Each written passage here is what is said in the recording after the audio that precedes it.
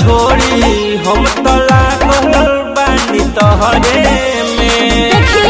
हमर बात माने कि ढोढ़ी कुआ को के खींचे रोज पनिया के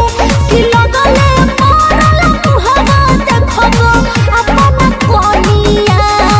के बुझाई कि एने मिलत नहीं खेआवे के टिकाटावा कि गलिया कतल बतातावा देवर साला ढोढ़ी चाटावा अरे कि गलिया कतल बतातावा देवर साला ढोढ़ी चाटावा बात में मत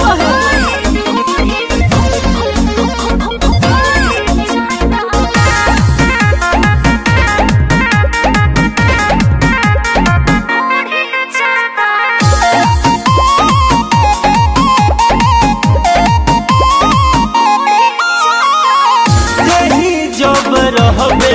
ना तो करम का कमिनिया रे। टेंशन में डले बारे काहे मलकिनिया रे। अरे हमार बात के समझी गुलशन भाई तोहर रही ताको सैया ए दादा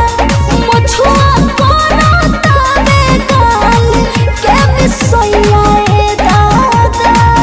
बुझनी कि तब तो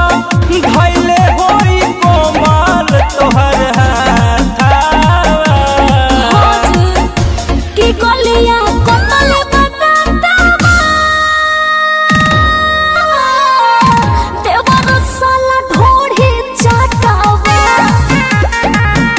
कि गलिया